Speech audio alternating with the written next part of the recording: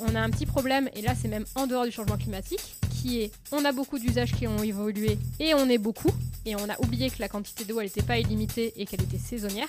Et en plus, vu qu'on se développe, on modifie le cycle de l'eau et il y a des réservoirs qui ne se remplissent plus aussi bien qu'avant, et pourtant c'est des réservoirs dont on a besoin. Pour moi, le sol, c'est central. C'est le réservoir central pour nous, humains, on va dire. Quand on a un sol qui peut stocker l'eau, sans parler des nappes, on a moins besoin de l'arroser. Donc si on fait pousser des choses dessus, si l'agriculture l'utilise, l'agriculture c'est très important, c'est ce qui permet de nous nourrir quand même, et derrière, un sol en bonne santé et qui est capable de retenir de l'eau, c'est un sol qu'il va falloir moins arroser l'été. Et attention, faut pas se dire ah ouais 5000 litres d'eau d'empreinte eau par jour et par personne c'est énorme, du coup je vais faire vachement d'efforts là-dessus et je m'en fiche de l'eau de ma douche qui représente 70 litres par jour, j'en sais rien. Non, parce que c'est de l'eau locale. Du coup, quand on fait des efforts sur l'eau à la maison, que ce soit au jardin, dans la douche, dans les WC, etc., on préserve les nappes qui sont autour de nous et dont on a besoin pour nos usages locaux. Et quand on fait des efforts sur toute notre consommation, que ce soit l'alimentation ou que ce soit l'habillement, etc., c'est plutôt un effort en termes de gestion de l'eau mondiale, entre guillemets, et répartition de l'eau mondiale. Et bonus, généralement, ça a des bons impacts aussi sur les gaz à effet de serre.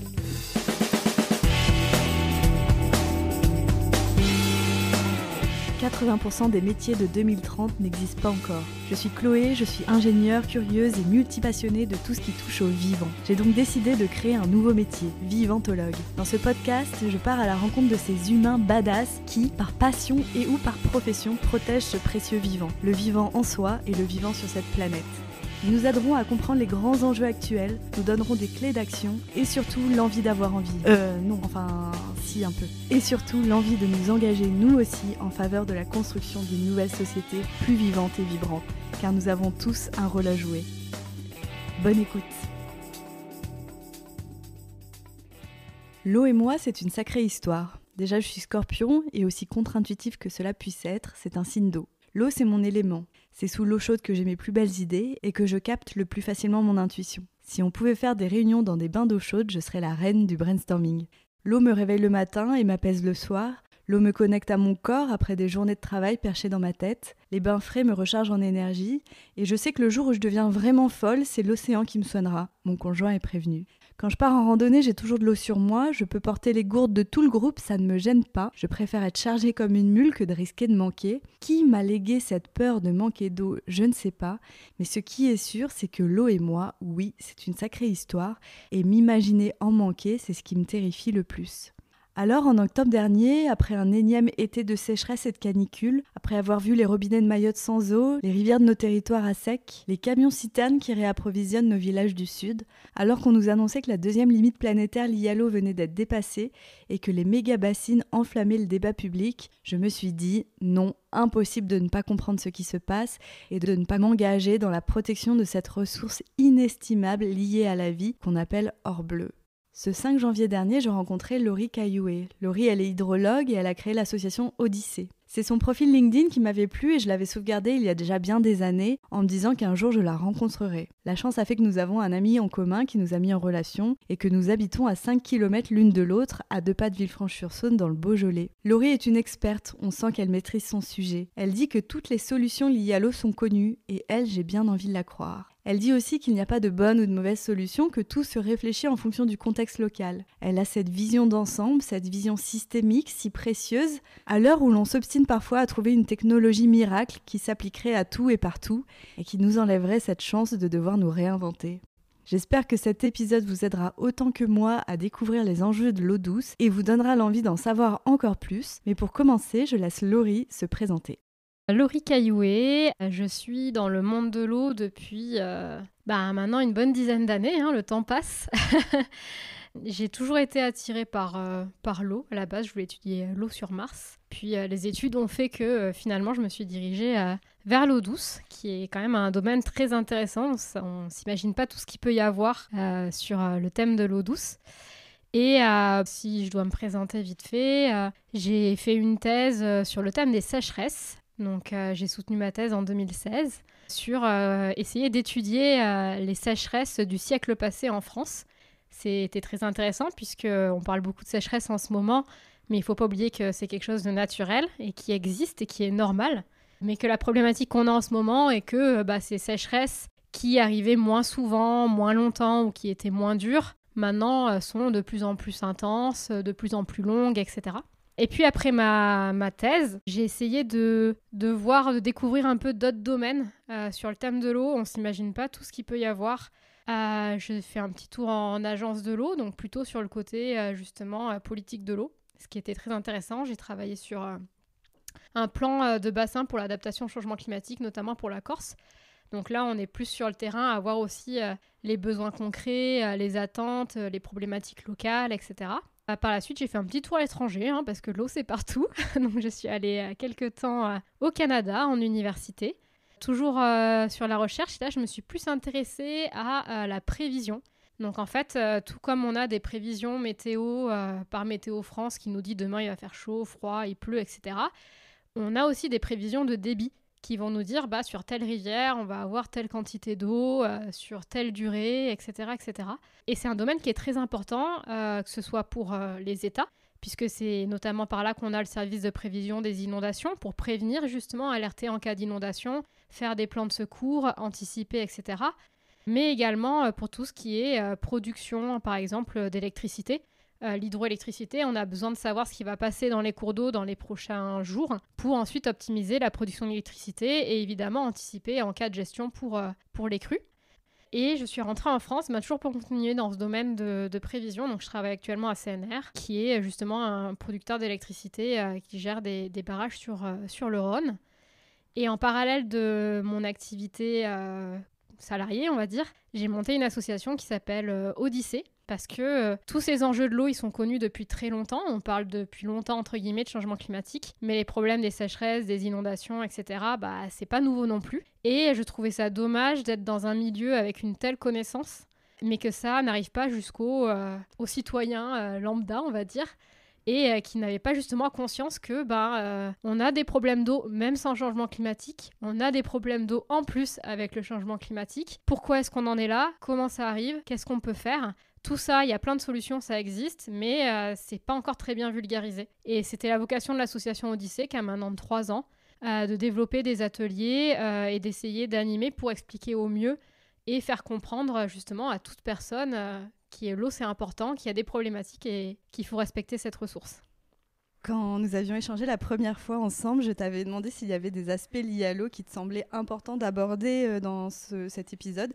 Et tu m'as répondu qu'il était important selon toi de réaliser que l'eau n'est pas qu'un sujet entre juin et octobre, que finalement on ne parle d'eau que quand il y a des problèmes et qu'on se questionne assez peu sur cette gestion pérenne de cette ressource qui est vitale, on le sait tous, et qu'on appelle même l'or bleu.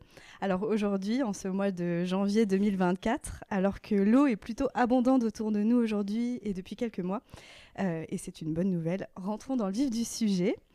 Alors pour commencer, puis pour poser le contexte, peux-tu nous faire un petit rappel de SVT, je crois, de comment fonctionne le grand cycle de l'eau et aussi peut-être celui qu'on appelle le cycle de l'eau verte? Oui, c'est vrai qu'on parle de l'eau en ce moment parce qu'il y a des inondations.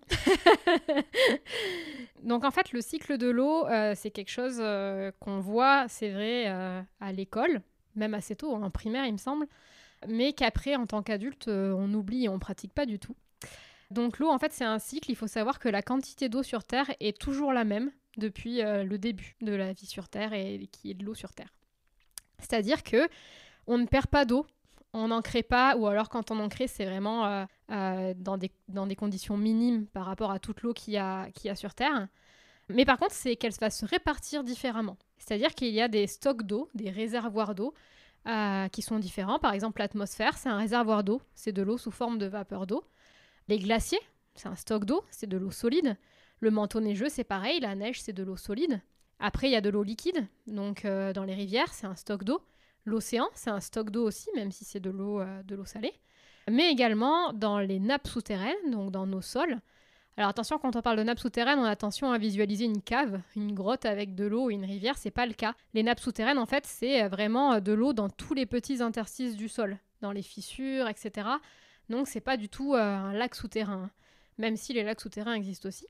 Et dans le sol, le sol c'est aussi un réservoir en eau que ce soit sur les premiers centimètres jusque des mètres en profondeur.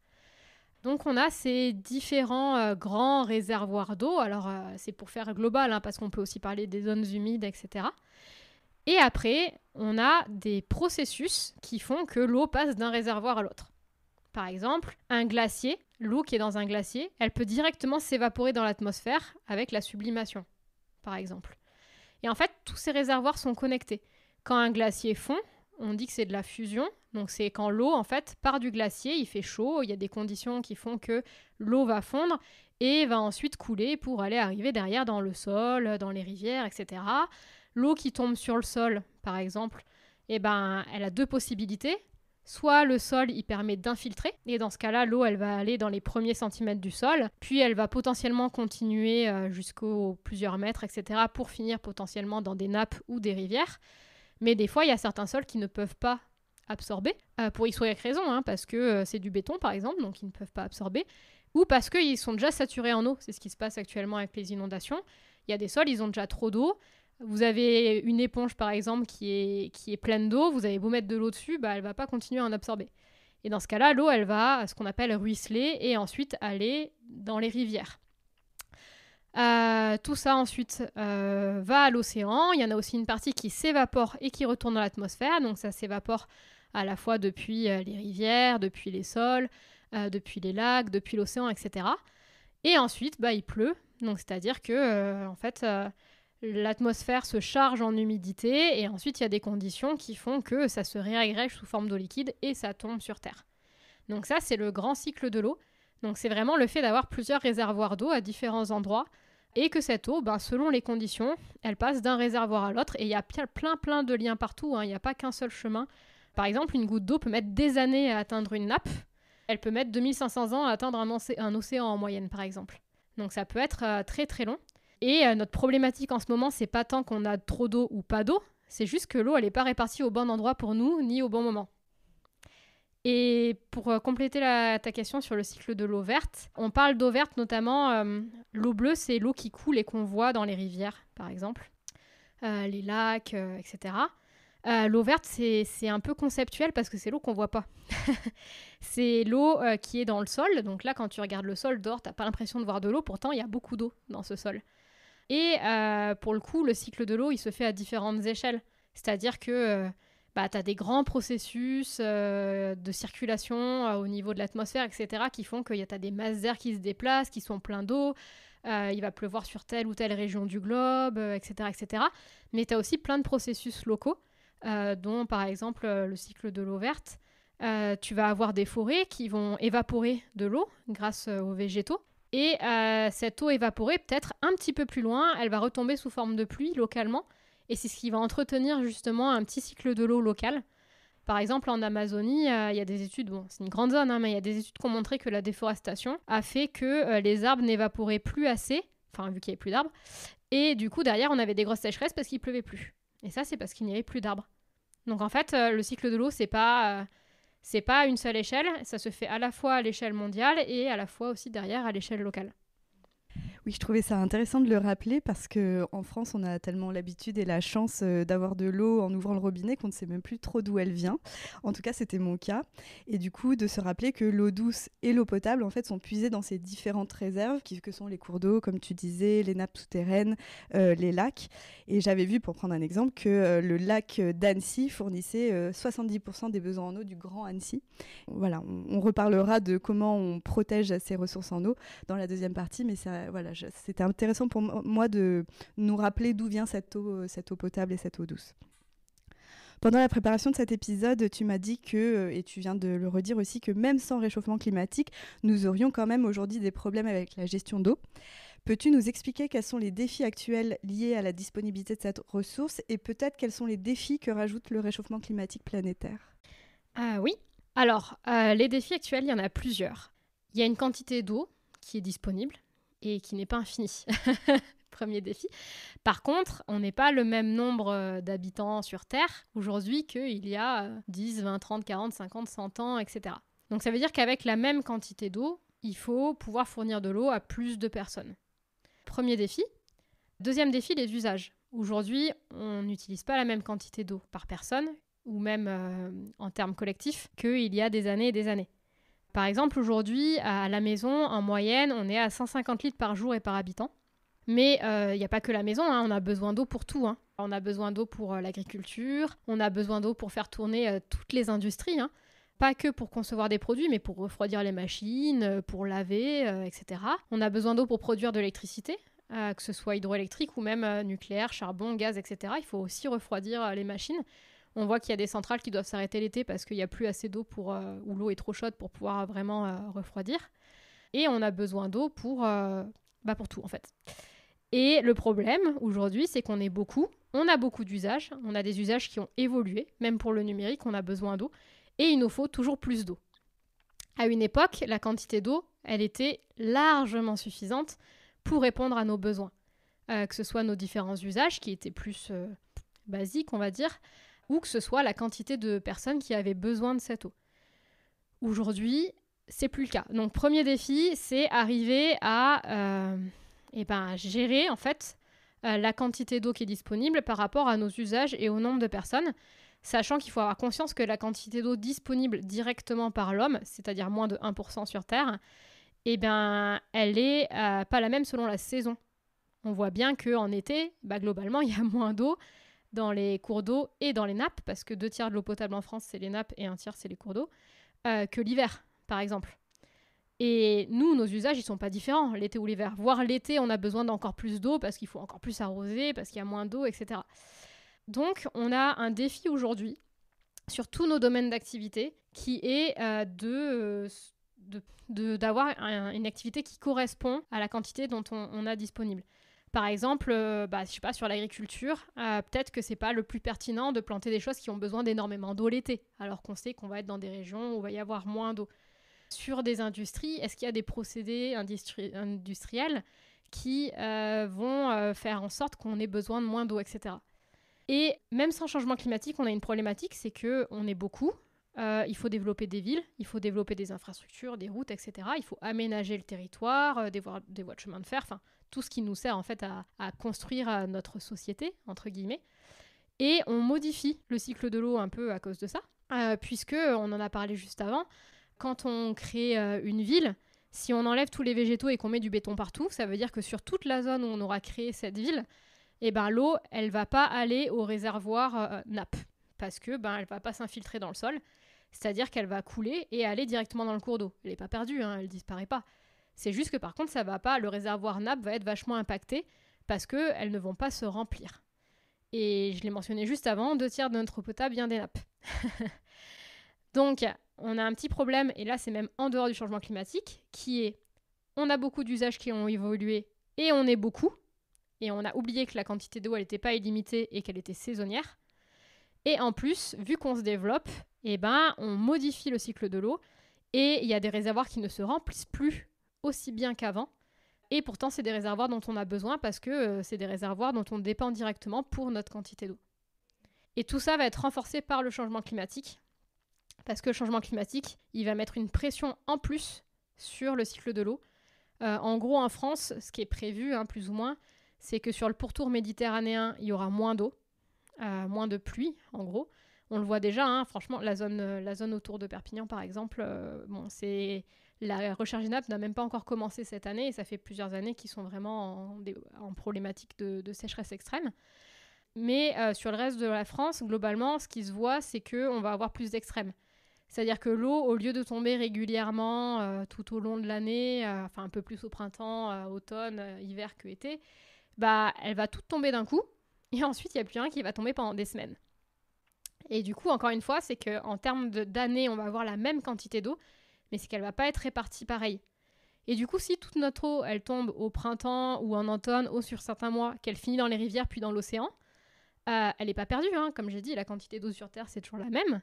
Par contre, nous, derrière, quand on va vouloir l'utiliser, elle ne sera plus dans nos nappes, puisqu'elles ne se sont pas remplies, et on va être bien embêté. Donc en fait, le changement climatique, ça met une pression supplémentaire sur ce cycle de l'eau, parce que les pluies ne vont plus être pareilles, tout va tomber d'un coup, ce qui peut provoquer des inondations, et ensuite on va avoir plusieurs semaines, voire un mois, où plus rien va tomber, et du coup, là, on va avoir des sécheresses, parce que on a toujours les mêmes usages en face.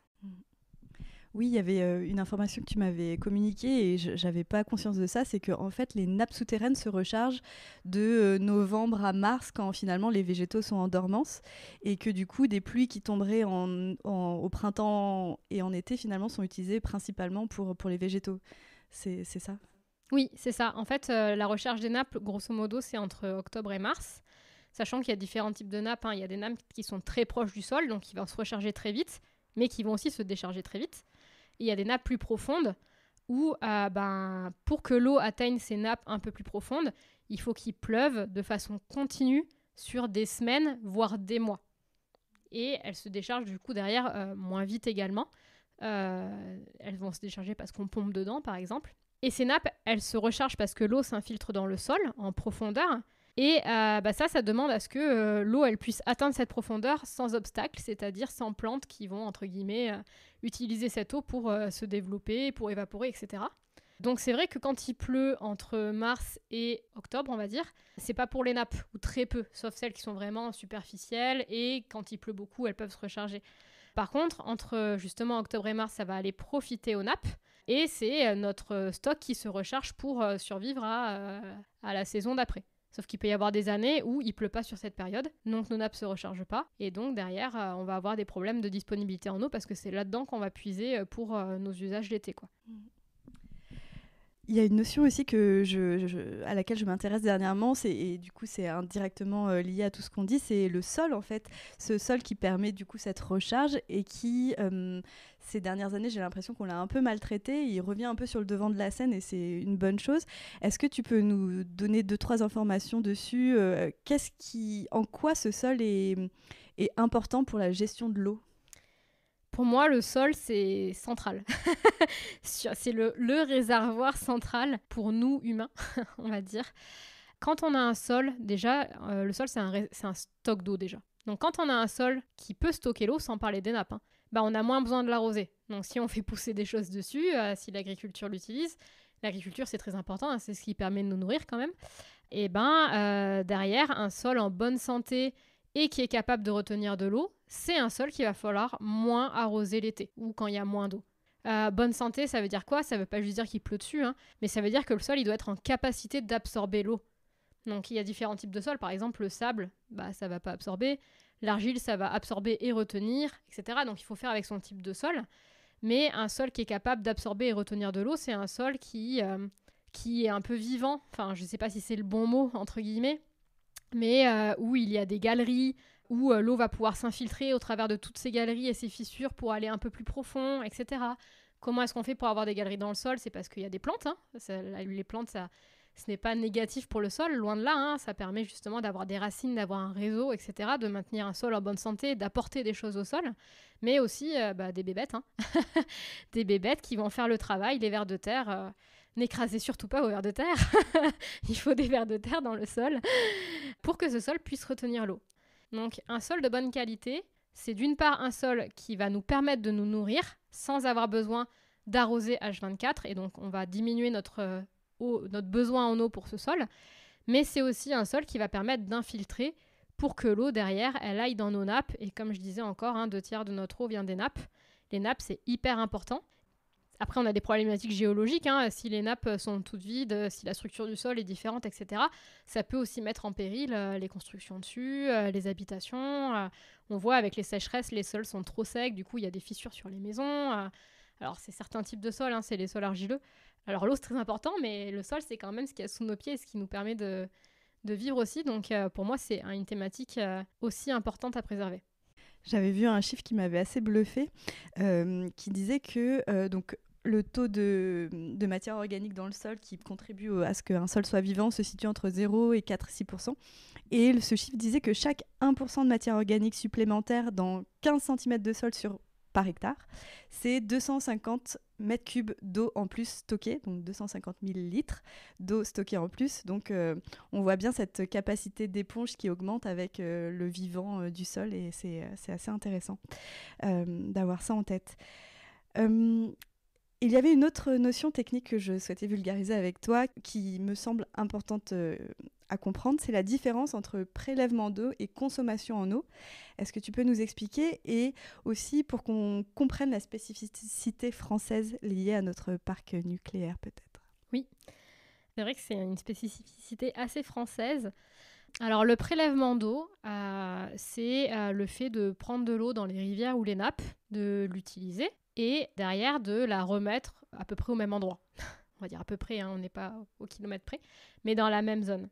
La consommation, c'est quoi? C'est que, en gros, on a prélevé de l'eau à un endroit, on l'a utilisée, et cette eau ne reviendra pas à cet endroit de prélèvement, pour X ou Y raison.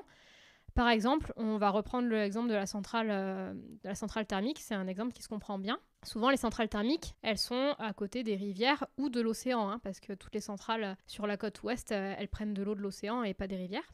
Donc en fait, l'eau est détournée dans un canal, par exemple, ou avec des tuyaux. Une certaine quantité d'eau est utilisée pour refroidir les machines, les réacteurs, etc. Lors du refroidissement, il y en a une partie qui s'évapore. C'est ce que vous voyez sur les grandes tours de refroidissement, les nuages blancs, c'est de la vapeur d'eau en fait. Cette partie qui s'évapore, on comprend bien qu'elle ne va pas retourner à la rivière où on a prélevé, puisqu'elle est partie dans l'atmosphère, donc elle n'est pas perdue, elle revient dans le cycle de l'eau, par contre, elle a été enlevée au milieu de prélèvement d'origine. Et ensuite, pas tout s'évapore, loin de là, on est à peu près à moins de 10%, alors ça dépend des études, mais on est à moins de 7% à peu près de l'eau qui est prélevée qui s'évapore. Et donc du coup, les 93% plus restants, ils vont retourner dans la rivière. Donc il y a d'autres problématiques, ils vont retourner plus chaud, il y a des problèmes de qualité, etc. Mais ça veut dire que par exemple pour les centrales thermiques, sur toute l'eau qu'on prélève, il y en a peut-être 7% qui part en évaporation et 93% qui retourne dans la rivière, donc dans le milieu de prélèvement. Donc 7% de consommation d'eau. Par exemple, toute l'eau qui est à la maison. Donc ce que vous tirez au robinet, c'est de l'eau généralement qui n'est pas consommée, qui est prélevée, qui retourne au milieu naturel. Pourquoi? Parce que généralement, on prélève, par exemple à Lyon, ça va prélever en amont de la ville de Lyon, dans les grandes nappes de la Saône, etc. On va utiliser l'eau, et ensuite, l'eau, elle va être traitée. Le traitement n'empêche pas la restitution au milieu naturel, et elle va être remise dans le Rhône ou des rivières connexes, quelques kilomètres plus loin. Donc ça veut dire que techniquement, l'eau qui était censée retourner au Rhône, elle retourne en effet au Rhône, c'est juste qu'elle a été déviée, utilisée, traitée et remise. Donc généralement, l'eau qu'on tire du robinet, elle est remise au milieu naturel, sauf si on l'utilise dans le jardin.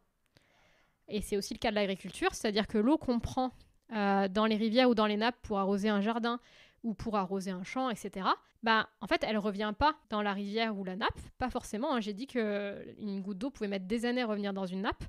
Elle va dans le sol, et une fois qu'elle est dans ce sol, soit elle va s'évaporer, il y a une partie qui va s'évaporer avec les plantes, avec la chaleur, etc., soit elle s'infiltre, et là, on n'a plus la main dessus, en fait. Une fois qu'elle a commencé à s'infiltrer, on ne sait pas du tout si elle va aller dans une nappe, si elle va rester dans le sol un moment, si elle va revenir dans la rivière, etc. Ce qui fait que, on va dire que sur un laps de temps court, elle n'est pas redisponible dans la rivière d'origine, où on a prélevé. Donc c'est la différence entre prélèvement et consommation. Et en France, le refroidissement des centrales thermiques, c'est 61% des prélèvements, donc c'est beaucoup. Là où par exemple l'agriculture, c'est à peine 11% des prélèvements, donc pas beaucoup. Et par contre, c'est notamment l'été, là où on en a moins. Là où la consommation, c'est-à-dire que l'eau qu'on a prélevée mais qui ne retourne pas au milieu de prélèvement, 58% de l'eau consommée en France vient de l'agriculture, par exemple. Toute l'eau qui ne retourne pas au milieu d'origine, c'est toute l'eau qui a été utilisée notamment pour irriguer, pour l'agriculture, etc. Et ensuite, les centrales thermiques, c'est 12%. Donc c'est la petite partie qui s'est évaporée, mais du coup, on prélève beaucoup pour les centrales thermiques. Par contre, en termes de consommation, on va dire qu'en termes de quantité d'eau, ça retourne en grande partie dans les rivières. Donc c'est la différence entre les deux qu'il faut avoir en tête, parce que c'est ce qui va directement impacter notre quantité d'eau disponible à un moment de l'année. Ouais, c'est super intéressant parce que je t'avais partagé le fait qu'avec mon conjoint, on pensait tout plaquer et créer une entreprise pour faire de la phytoépuration, enfin traiter les eaux usées par phytoépuration. Donc on se disait, en fait, vu qu'on utilise 150 litres par jour par humain en France, autant réintégrer cette eau à la parcelle, comme ça recharge les nappes. Et tu m'avais du coup expliqué que c'était pas forcément une bonne idée parce que ça allait déstabiliser, déséquilibrer les milieux dont on on puise l'eau à l'origine et dont l'eau ne retourne pas au milieu après utilisation. Donc faut qu'on change nos plans du coup. Mais du coup, juste pour compléter, on parle beaucoup l'été d'une solution qui est le reuse, c'est la réutilisation des eaux usées. Typiquement, c'est quoi ? C'est les eaux qui sont usées et traitées par les stations d'épuration, au lieu de les remettre dans la rivière, on pourrait les réutiliser pour les mettre dans les champs. Et du coup, ça c'est une bonne solution, mais que dans certaines zones. Dans les zones littorales par exemple, on prélève dans les rivières. Actuellement, on les traite et ensuite on rejette dans l'océan. Ça, c'est de l'eau consommée en fait. Ça ne retourne pas à la rivière, ça retourne à l'océan et pas dans la rivière de base. Et ça, ce serait OK. Ça, ce serait OK. Parce que le reuse, c'est quoi ? C'est que en fait, l'eau, on l'a enlevée de la rivière et on la remet dans l'océan, donc on change de stock d'eau, donc on la consomme entre guillemets. Et là, on peut se dire, bah non, au lieu de la remettre dans l'océan, je vais la réutiliser pour l'épandre dans un champ, etc. Par contre, là, tu es à Lyon. Admettons que tu prélèves ton eau dans le Rhône. Elle est traitée par une station d'épuration locale. Bah, la station d'épuration locale, elle va la remettre dans le Rhône. Donc, si tu l'enlèves pour la mettre dans un champ, entre guillemets, bah, à la base, elle devait être dans le Rhône. Voilà, tu modifies un peu l'équilibre. Donc, par exemple, ça, c'est une bonne solution, notamment pour les zones littorales où on prend de l'eau dans les rivières et on les rejette dans l'océan au lieu de les remettre dans la rivière. Et après, à la maison, l'eau de pluie, par exemple, l'eau de pluie, à la base, c'est censé être à la place de ta maison, puisque c'est l'eau que tu récoltes de tes toits, donc dans ton jardin, on va dire. Là, il y a une maison, donc elle ne peut pas s'infiltrer. Donc le fait de récupérer l'eau de pluie pour la remettre dans un jardin ou dans un sol, c'est bénéfique, parce que c'est là où elle devait aller à la base, plutôt que de l'emmener, par exemple, directement à la rivière. Puis ça évite de la faire traiter par les usines, etc. J'avais vu... alors là, on switch un peu sur les solutions, mais c'est pas grave. J'avais vu aussi sur un des articles de Odyssée que tu parlais d'un projet en Vendée de construction d'une unité d'affinage des eaux usées. Alors, l'objectif de ces usines, c'est de traiter les eaux usées pour les re-rendre potables. Et ça semblait être une bonne idée. Je veux bien ta confirmation, parce que du coup, là, on est vraiment en cycle fermé. Alors, on puise au début, mais après, on s'auto-alimente. Est-ce que c'est une bonne idée ou est-ce que j'ai mal compris ? En fait, je pense que ça dépend du volume. Tout est une question d'équilibre sur du volume. Même le fait de faire du reuse hors zone littorale, on peut en faire un peu. Enfin, c'est toujours dans la balance avantage-inconvénient. C'est-à-dire que si tu prends des millions de mètres cubes d'eau, entre guillemets, en cycle fermé, bah, ils vont peut-être manquer. Si tu en prends un petit peu, entre guillemets, et que après tu réintègres des prélèvements ponctuels, etc., et que tu fonctionnes en cycle fermé avec ça, techniquement, tu as pris cette quantité d'eau que tu ne remettras jamais, mais le cycle peut se rééquilibrer un peu derrière, mais pas si tu en prends non plus des millions de mètres cubes. Donc je pense que comme dans toutes les solutions, c'est vraiment une balance entre la quantité comme la désalinisation, toutes les solutions, elles sont plus ou moins valables selon le contexte local et selon la quantité qui est mise en jeu avec le contexte local. En ayant bien en tête les avantages et les inconvénients et que c'est adapté à un contexte local, comme tu dis. Passionnant. J'avais un dernier aspect technique que je voulais voir avec toi qui m'a fait halluciner. J'en avais pas conscience, donc je pense que peut-être qu'on est nombreux à pas en avoir conscience. C'est la notion d'empreinte eau. Peux-tu nous expliquer ce que c'est ? Oui, l'empreinte eau, c'est un peu différent. L'empreinte eau, c'est un truc qui a été créé qui est la quantité d'eau qu'il faut pour produire un bien ou un service de A à Z. Donc, on prend l'exemple du t-shirt que maintenant... on se pose pas trop la question, un peu comme l'eau, d'où ça vient et comment ça a été fait. Mais un t-shirt, c'est quoi ? Admettons, on a un t-shirt 100% coton. Le coton, c'est quoi ? C'est une plante et ça pousse. Pour que le coton il pousse, il faut donc de l'eau. Donc en fait, par exemple, l'empreinte eau du t-shirt, ça va être toute la quantité d'eau qu'il a fallu pour faire pousser le coton, qu'il a fallu récolter pour fabriquer le t-shirt derrière, mais également l'eau qu'il a fallu pour produire de l'électricité pour l'usine de tissage, l'eau qu'il a fallu pour produire l'emballage plastique qui va emballer ton t-shirt, l'eau qu'il a fallu pour produire de l'essence pour aller transporter ton t-shirt sur un bateau cargo ou je ne sais quoi, entre le lieu de fabrication, l'usine, le lieu de vente, etc. Bref, c'est un chiffre qui est très complexe, ça passe par des analyses du cycle de vie des objets. Pour essayer de voir, en fait, au final, un t-shirt, c'est 2500 litres d'eau. Alors souvent, c'est pas de l'eau locale, entre guillemets. dans le sens où le t-shirt, si on l'achète pas un t-shirt qui est fabriqué, alors même pas que fabriqué, dont le coton a poussé en France, ça veut dire que c'est 2500 litres d'eau qui ont été pris ailleurs, en Inde, en Chine, au Bangladesh, n'importe où, etc. Donc l'empreinte eau, c'est intéressant parce que ça nous permet de mettre un chiffre derrière notre consommation du quotidien. J'ai dit 150 litres d'eau par jour et par personne eau du robinet. En France, on est à 4900 litres par jour et par personne sur l'empreinte eau. C'est énorme. J'avais halluciné. On peut arrondir à 5000.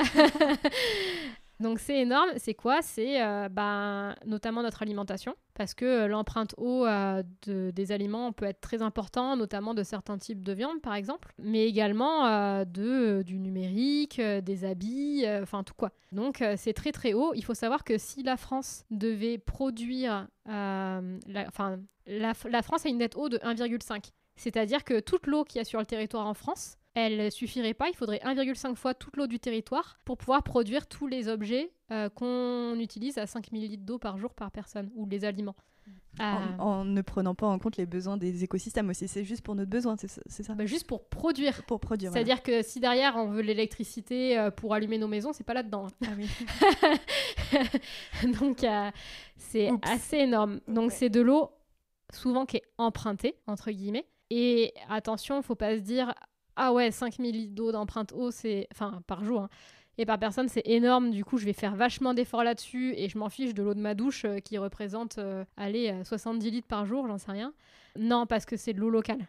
Du coup, quand on fait des efforts sur l'eau à la maison, que ce soit au jardin, dans la douche, dans les WC, etc., on préserve les nappes qui sont autour de nous et dont on a besoin pour nos usages locaux.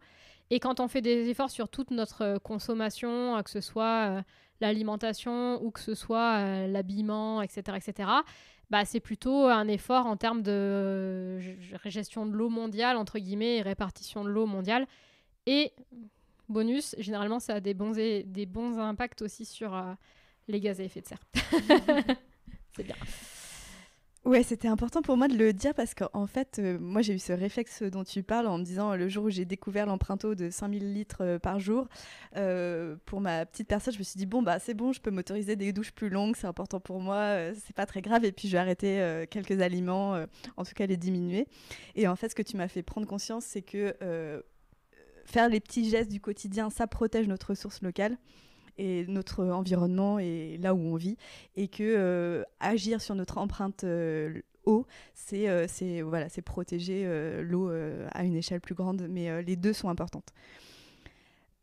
J'avais vu aussi un chiffre qui était intéressant, c'est que sur cette empreinte eau du coup de 4500 litres par jour et par habitant en France, 50% de l'eau est impactée sur de l'eau qui est sur notre territoire, dû à notre production, et que 50% c'est de l'eau internationale. Et c'est pas le cas pour tous les pays. Des pays où il y a plus d'importations, ils impactent plus l'eau à l'international. Nous, c'est 50-50. C'est intéressant. Je trouvais ça intéressant d'avoir ça en tête.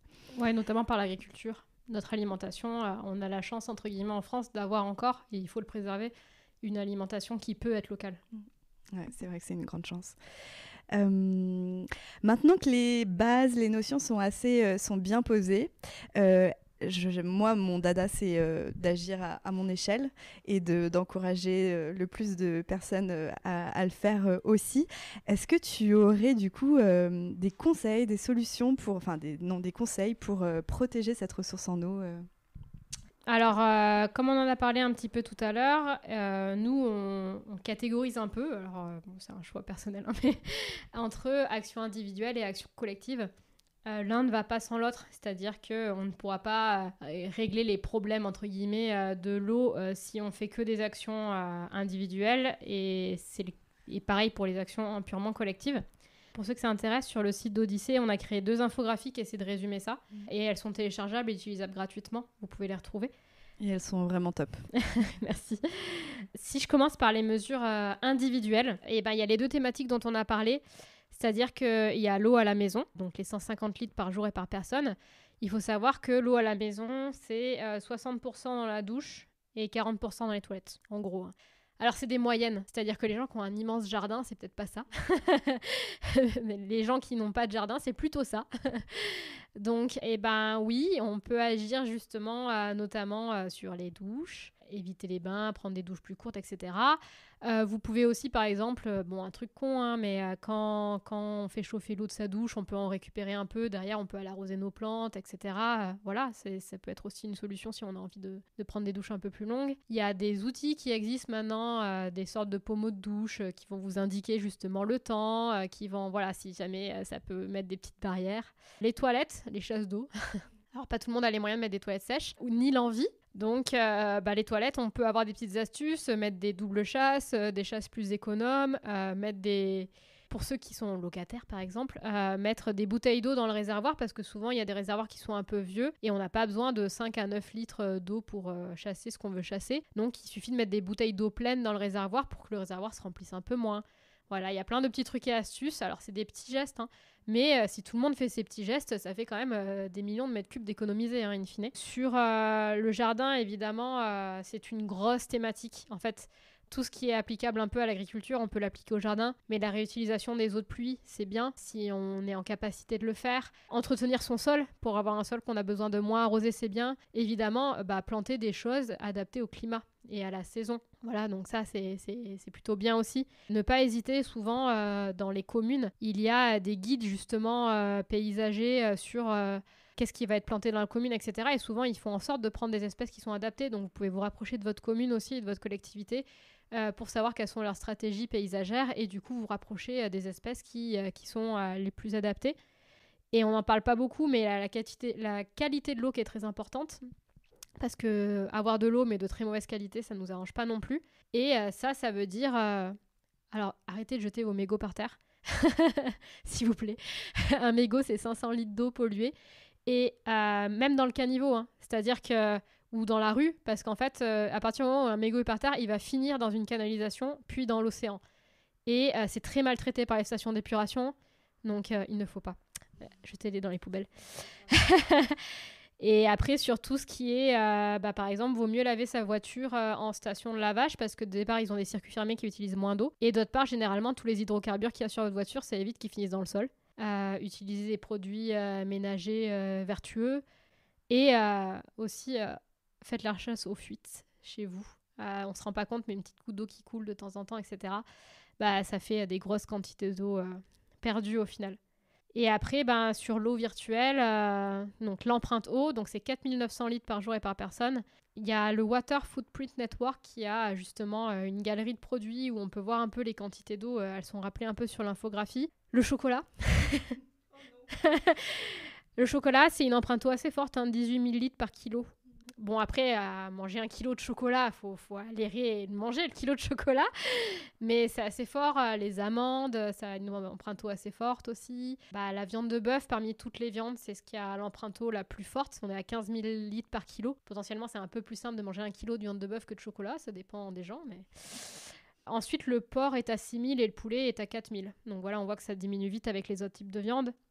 Mais on a une empreinte eau assez importante sur le textile. Le coton, ça a une très très forte empreinte eau. On peut privilégier le lin, par exemple. Ou la seconde main, c'est bien aussi. Il y a beaucoup de vêtements qui sont déjà de très bon état et qui sont en seconde main. Mais également les produits numériques, l'énergie. Il faut de l'eau pour avoir de l'électricité, on en a parlé. Donc si on est vertueux en énergie, c'est bien pour la facture et pour l'eau. Les transports, puisque ça pollue l'eau derrière. Et on a besoin aussi, besoin d'eau pour transporter tous nos produits. Donc voilà un peu sur les gestes individuels qu'on peut faire. Et après, sur les gestes collectifs, il y a beaucoup de choses qui sont connues et mais qu'il faut mettre en place, et c'est pas le plus simple.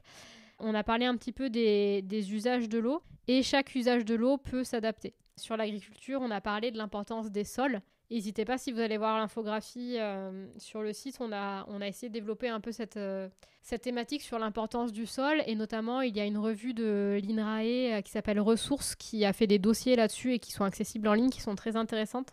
Mais du coup, l'adaptation, ça va être justement de préserver les sols, ça va être de limiter les fuites et d'irriguer en goutte à goutte aussi, c'est valable pour le jardin, plutôt que par aspersion par exemple.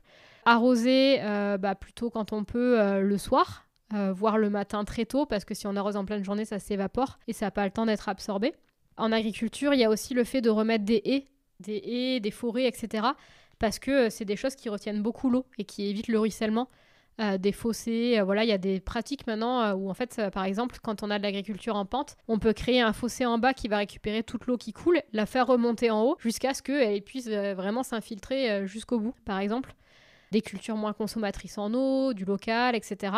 Sur la gestion du territoire, il y a également énormément de choses, notamment pour les crues et les sécheresses. Revégétaliser les villes, c'est important, parce que en plus d'apporter de l'ombre et de la fraîcheur, ça va permettre à l'eau de s'infiltrer. On parle maintenant même de ville éponge pour ce genre de... On n'y est pas encore, mais... C'est un beau mot en tout cas. C'est un beau mot, j'espère qu'on y arrivera un jour, mais c'est très très important. Sur aménager les cours d'eau, ça c'est important notamment pour tout ce qui est événement extrême, parce qu'un cours d'eau qui est tout droit dans un canal béton, ça va provoquer potentiellement plus de dégâts qu'un cours d'eau où il y a des lawns, des bancs de sable, etc. En plus d'être super pour la biodiversité, 2 en 1. Donc ça, c'est plutôt des collectivités qui s'emparent de ces sujets, mais aussi nous, citoyens, on peut peut-être, si on a la connaissance, on peut peut-être faire un peu bouger les lignes. Oui, c'est vrai que les collectivités, elles ont alors plus ou moins des moyens, mais je veux dire, s'il y a une pression ou s'il y a une volonté aussi des habitants de la commune d'aller vers là, je pense que c'est d'autant plus important pour la collectivité de le prendre en main, parce que les collectivités, ce qui les intéresse aussi, en plus de bien gérer le territoire, c'est d'être élus, entre guillemets. Donc, si c'est vraiment une volonté des habitants, faut pas hésiter justement à aller s'intéresser à ces sujets, à aller vous renseigner auprès de vos mairies et structures locales sur les actions qui vont être mises en place, etc. Avant la catastrophe, on le voit avec les crues actuellement, les inondations qu'il y a par exemple dans le Pas-de-Calais.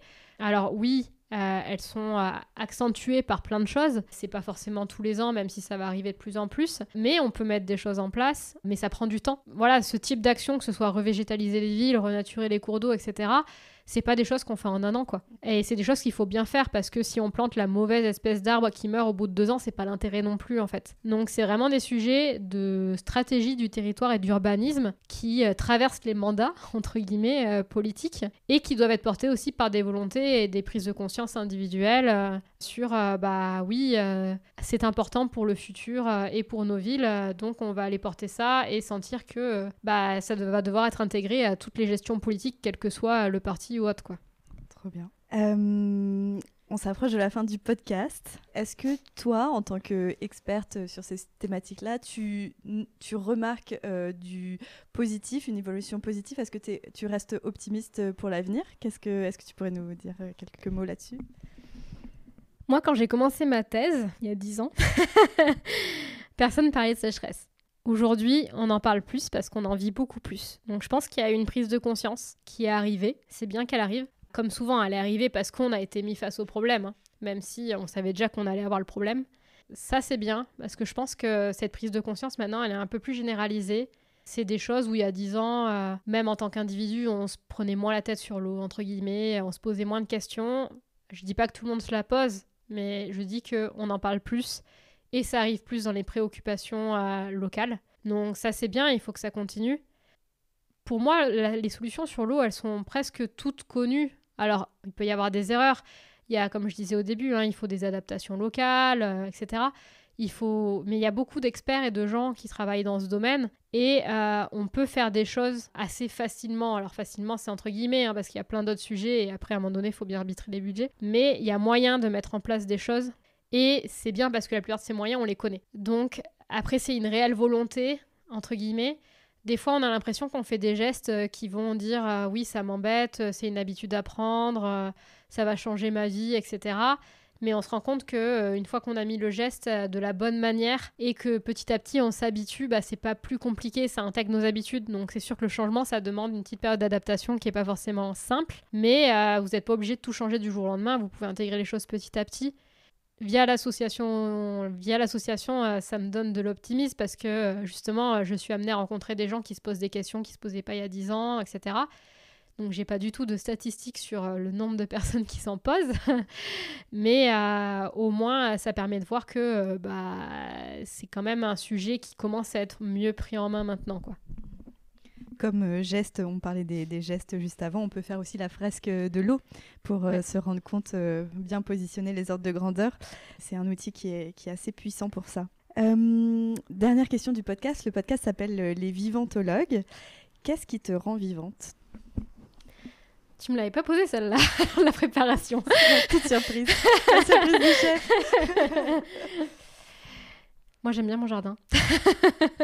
Non, mais c'est un truc bête, mais je trouve que maintenant, quand on vit dans les villes, entre guillemets, et c'est aussi pour ça que je m'en suis un peu écartée, on n'a plus du tout cette connexion à la nature. Alors, j'aime bien mon jardin, après j'aime bien mon confort intérieur aussi, hein. Donc il y a nature et nature, mais juste aller dehors, se promener, des fois dans une forêt, d'aller sentir le vent, ou même quand il pleut, des fois c'est cool quoi, de sentir la pluie, enfin de se reconnecter un peu à ça.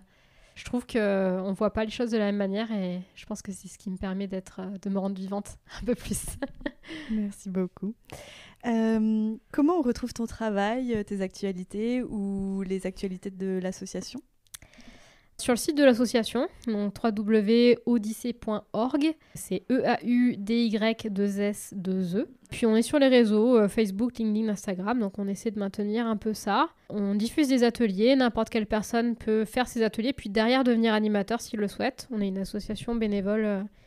Le siège social est à Lyon, mais on n'a pas de locaux en fait. Et vu qu'on s'est quand même développé pas mal pendant la période du Covid, on est plutôt en distanciel. Donc en fait, même on développe des ateliers et tout. Nos groupes de travail sont souvent avec des animateurs d'un peu partout. Donc on peut vraiment être animateur partout. On en a même à l'étranger, hein. Voilà, faut pas hésiter à nous contacter. On reste relativement dispo selon notre capacité à répondre à tous les mails et les messages. Puis c'est majoritairement par là qu'on peut retrouver nos actions. Merci Laurie. Merci Chloé. Merci pour votre écoute. Je serais heureuse de savoir avec quoi vous repartez de cet échange avec mon invité. Qu'est-ce qui vous a parlé en particulier ? Pour cela, vous pouvez le partager sur la page Instagram podcast-les Vivantologues. Si cet épisode vous a plu, vous pouvez également laisser un avis sur les plateformes de diffusion ou le partager autour de vous à des personnes qui pourraient être intéressées. Merci pour votre aide et je vous dis à très bientôt pour de nouvelles explorations autour de la notion du vivant.